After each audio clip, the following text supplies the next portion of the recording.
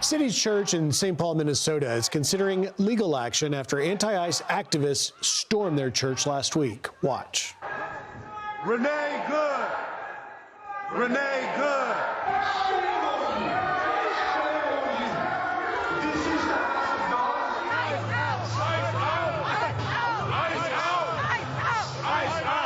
Unbelievable. Joining us are Jonathan Parnell, lead pastor at City's Church, Minnesota, who was leading worship when those anti-ICE agitators stormed the church, and the church's attorney, Renee Carlson, general counsel for True North Legal. Thank you for being here. Pastor, let me start with you. Now that you've had a week to reflect on what was clearly not a peaceful event that just stormed your church, what do you say to those agitators after a week's sort of reflection? Yeah, Griff, first, thank you for having us on the show. And I just want to emphasize that the heartbeat of our church is the worship of Jesus. And so we like to say that Sunday is the best day of the week. And we gather on Sundays, like we did January 18th, to worship Jesus. And it was actually in the highest and holiest point of our service that someone began to approach me and begin to yell at me, and that was very unsettling. Several folks at that moment actually scattered, fearful that it was a shooter situation, and children were obviously terrorized, mothers were terrorized. The group began to just kind of emerge and chant with anger. They tried to incite violence among our men. Several people were taking cover.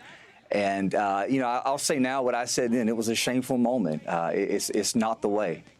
Yeah, and some of those agitators really physically getting in your space and shoving you. That included Don Lemon. Did you have any message directly for Don Lemon? Yeah, my message for Don Lemon, my message for the agitators, it's that one thing I think that we have in common with at least some of the people who came into our building is that we're heartbroken over what's happening in our cities right now. There's a lot of pain in our cities, and we need healing. We're asking for God to send healing, and we believe that healing comes ultimately in Jesus Christ. And so what we preach is that God so loved the world that he sent his only begotten son, that whoever believes in him will not perish but have everlasting life. And so my message to those agitators, my message to the governor of our state, to the state attorney general, my message to both mayors of our cities is to turn from your sin, trust in Jesus Christ, and be saved. He is our only hope. Renee, let's talk about legal actions that City's Church may be considering. Walk us through it.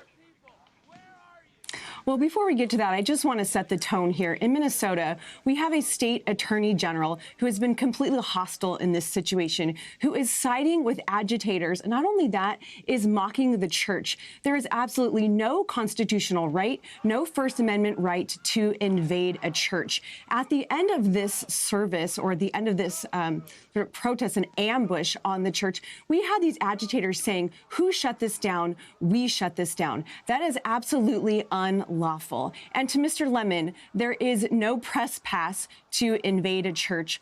This is a violation of the FACE Act. In fact, the state attorney general here in Minnesota could bring a civil action if he wanted to hold these agitators accountable. So far, we haven't seen any of that. So the church is prayerfully considering what their next steps are to be sure that City's Church and the members of City's Church remain protected, as well as every church across the state in Minnesota. We have to make sure this does not happen again to anyone in a holy sanctuary and a house of worship. Do you anticipate, Renee, though, that you will take some sort of legal action?